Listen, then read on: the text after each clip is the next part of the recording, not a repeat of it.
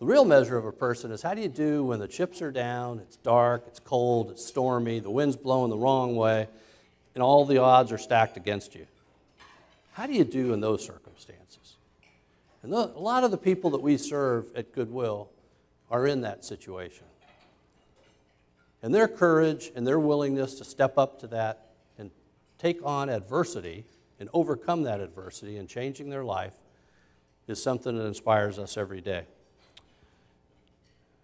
I could talk to you about this a long time today. But I'm going to turn to 3 of those people who they are such a shining beacon for what right looks like. They're such a shining beacon of courage and strength and perseverance. And I want you to just hear this in their own words. So there's going to be 3 videos that roll here, and then I'm going to introduce these people to you. So if you would, enjoy your lunch, but listen and appreciate these profiles and courage.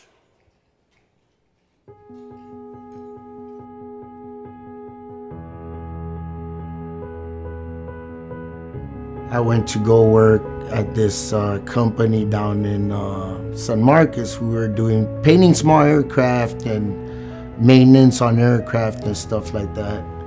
I was making good money. Everybody wants more in life. There's never enough.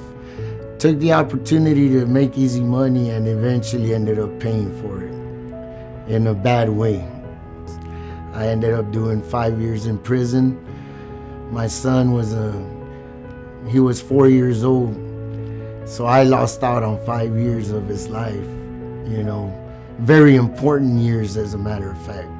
He still needed me at home, and I was gone for a stupid mistake that I made in my life, and I regret it every day.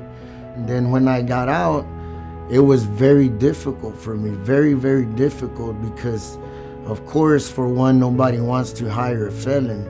I put in numerous applications, any warehouse probably you can think of.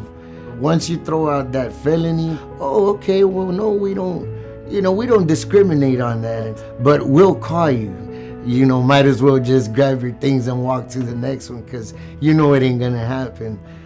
It was times I wanted to just give up and going back to selling drugs, you know.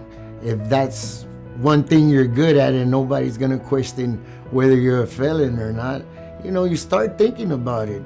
It stays in the back of your mind. This guy told me about Goodwill. I didn't know what Goodwill was about. I thought Goodwill was just a thrift store. They helped me out in a big way. They have that job readiness training. Right after that, I get the call from Goodwill. Hey, Mr. Sanchez, we have an opening, you know, at the dock area. I'm like, oh my God, thank God. Thank God. Warehouse, I don't care what I started off in the dock, started unloading trailers. So then when they received the forklift, I jumped on that. Then from there, I jumped over to maintenance. We go to every store from Laredo, Seguin, New Braunfels, Kerrville.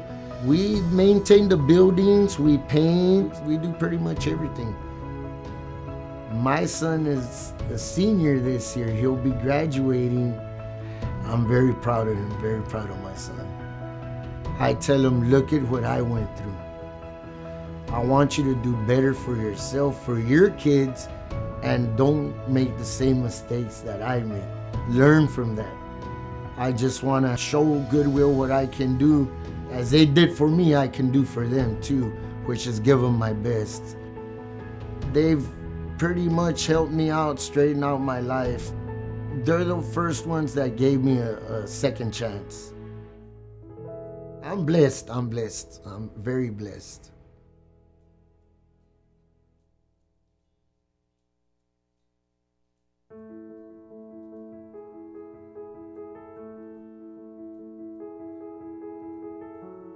Well, I'm originally from Eagle Pass, Texas. My teen years were very, very rough.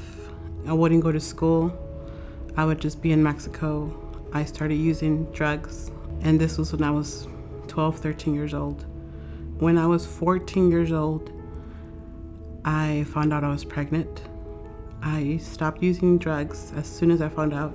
Once I had her, I dropped out of school. After a while, I started using drugs again. The last time I used was when I think I was about to have an overdose. I remember calling my mother, and I told her, I said, just come get me, come pick me up, and I need to change. I went back to school. I graduated. There was really no work there for me. So it's a small town, it's right by the border, and there's a lot of trafficking. It wasn't really what I wanted to do, but you know, the bills were piling up and I had to pay the bills somehow. When I did get caught, I was in prison for almost 3 years. When I got out, I was introduced to the Fresh Start program through Goodwill. Goodwill was able to give me the opportunity to work, even though I didn't have any experience. When I started the program, that's when I met Troy. And since day one, he was very tough on me. He expected me to be perfect in so many ways. And I remember just one day I was so frustrated at him. I said, why me? Why do you always just tell me? And I remember him telling me, I don't want you here. You're very smart and you deserve more. And I didn't know what he meant. He mentioned about the nursing assistant program that Goodwill had to offer. I didn't even have money to buy food. How was I gonna pay for school, you know? He just told me that it was possible, that there was ways to do it. I said, okay. So I signed up. When I started school at the Good Careers Academy, I was the first one there, and I sat on the very front. I passed my test in the first shot. I think I had a 98% in my class. When I was working at Goodwill, Troy told me that I was very bossy. And I said, what is that supposed to mean? He's like, you're supposed to be a boss. You're supposed to be a supervisor. And that's what I'm now. You know, I'm a supervisor for a community healthcare agency here in San Antonio. I supervise the north part side of San Antonio. I really thank Troy because so many times I disappointed Troy, but he didn't give up on me. I disappointed my mom,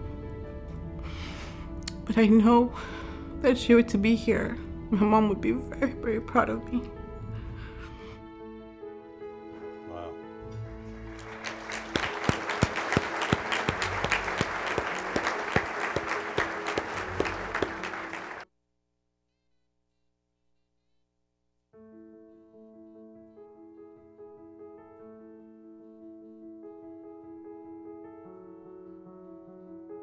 I was in the Army.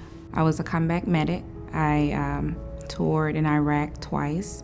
We had some soldiers that came in that were badly burned. We would get in some of the bodies that we had to process. It was a different experience. I do have a different awareness about what goes on around me. If I get too much going on in my mind, I have to separate myself. I have to be alone. I can't, allow too much to, clutter me, or I don't know how to handle it. I moved here to finish nursing school.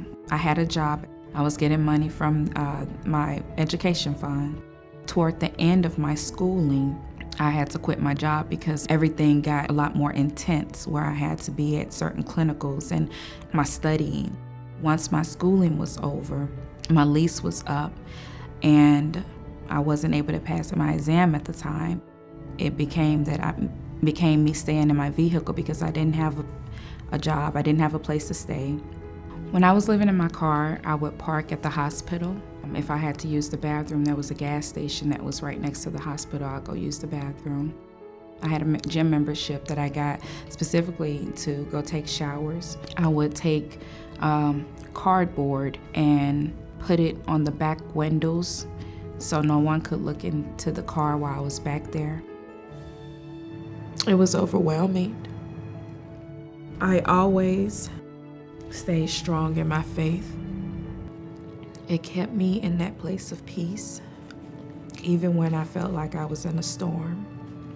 I got an email from one of my friends at my church about the job fair that would be over here at the Veterans Resource and Career Center. I was actually the first person interviewed Everything went well. I got employed. I got the contract position over at Randolph Air Force Base. I work as a recognition associate. I do casework for veterans who are looking for their decorations, their awards, and benefits that are attached to those decorations. It feels like I am giving them the honor that they deserve.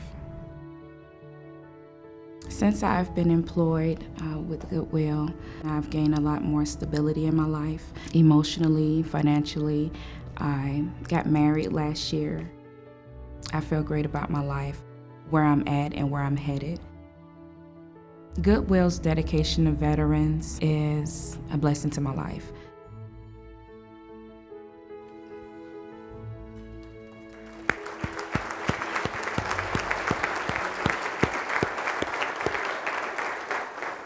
So, Sarita and Thomas and Evelyn, I'm blown away, and you inspire all of us. You know, people have said in the past, it's hard to measure courage, but you know when you're around it. And we sure know we're around it today. So Sarita, would you and Thomas and Evelyn please stand up so we can formally say thanks for your inspiration, your courage.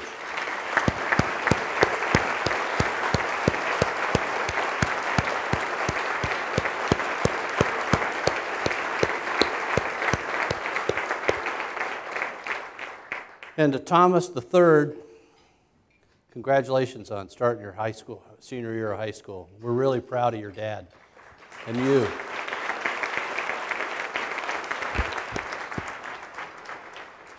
And Dariella, we're really proud of you and your mom. And we know that your support as her daughter has been a huge enabler for your mom. So God bless you and thank you for being such a great daughter.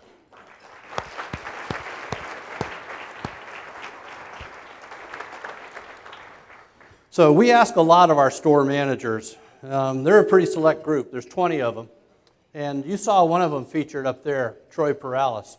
One of the things that we put a lot of pressure on store managers to make their plan and to deliver on the customer service. But we also ask them to be the very best possible leaders they can do and serve our mission.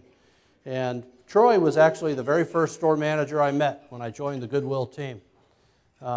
And I remember my first day at his store, I thought, wow, this is squared away. This guy knows his stuff. I had no idea what a leader he was, though, and how he would inspire Evelyn on the journey that she ultimately took. So in my old tribe, we used to have this tradition of a coin, and when a soldier, sailor, airman, or Marine did a particularly good job, we couldn't give them a lot of money because we were all in the service. But a coin was what we immediately resorted to, and it always meant a lot to them. And so, Troy, I just want to give you this coin on behalf of the whole Goodwill leadership team to say thanks for your leadership. Great job.